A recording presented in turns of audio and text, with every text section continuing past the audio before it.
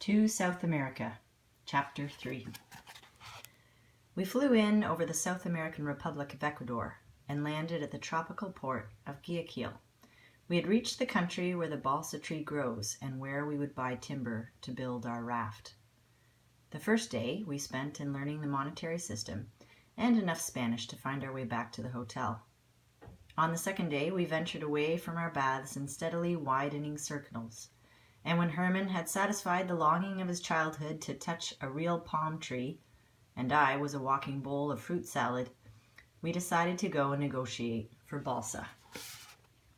Unfortunately, this was easier said than done. We could certainly buy balsa in quantities, but not in the form of whole logs as we wanted it. The days when balsa trees were accessible down on the coast were past. The last war had put an end to them. They had been felled in thousands and shipped to the aircraft factories because the wood was so gaseous and light. We were told that the only place where large balsa trees now grew was in the jungle in the interior of the country. Then we must go inland and fell them ourselves, we said. Impossible, said the authorities. The rains have just begun and all the roads into the jungle are impassable because of flood water and deep mud. If you want balsa wood, you must come back to Ecuador in 6 months. The rains will be over then, and the roads up country will have dried. In our extremity we called on Don Gustavo von Buchwald, the Balsa King of Ecuador, and Herman unrolled his sketch of the raft with the length of timber we required.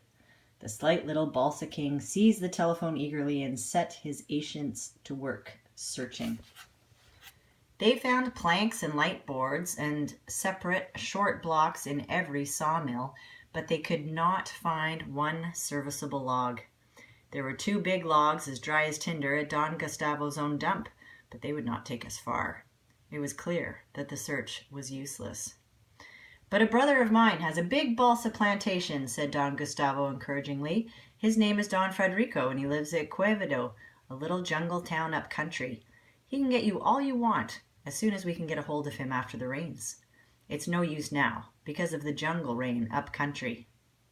If Don Gustavo said a thing was of no use, all the balsa experts in Ecuador would say it was no use.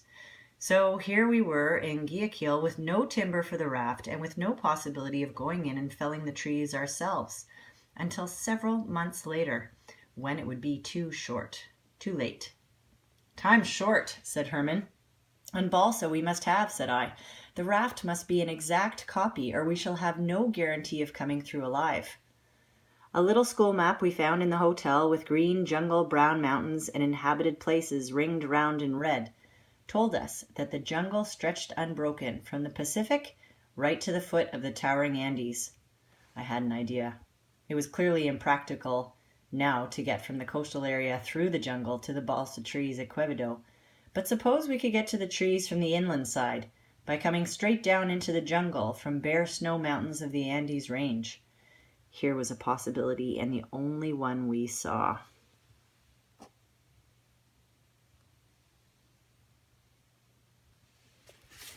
By air to Quito.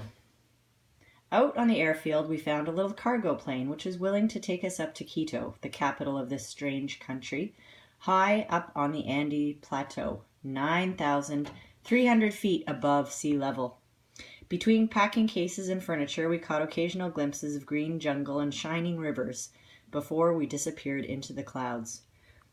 When we came out again, the lowlands were hidden under an endless sea of rolling vapor. But ahead of us, dry mountainsides and bare cliffs rose from the sea of mist right up to the brilliant blue sky. The plane climbed straight up the mountainside as in an invisible funicular railway. And although the equator itself was in sight, at last we had shining snowfields alongside us. Then we glided between the mountains and over rich alpine plateaus clad in spring green on which we landed. Our friend from the cargo plane, Jurg, nicknamed the Crazy Flyer, belonged to one of the old Spanish families in Quito. He installed us in an antiquated, amusing hotel, and then went round, sometimes with and sometimes without us, trying to get us transport over the mountains and down into the jungle to Quevedo. We met in the evening in an old Spanish cafe, and Jorg was full of bad news. We must absolutely put out of our heads the idea of going to Quevedo. Neither men nor vehicle were to be obtained to take us over the mountains, and certainly not down into the jungle, where the rains had begun and where there was danger of attack if one stuck fast in the mud. Only last year, a party of 10 American oil engineers had been found killed by poisoned arrows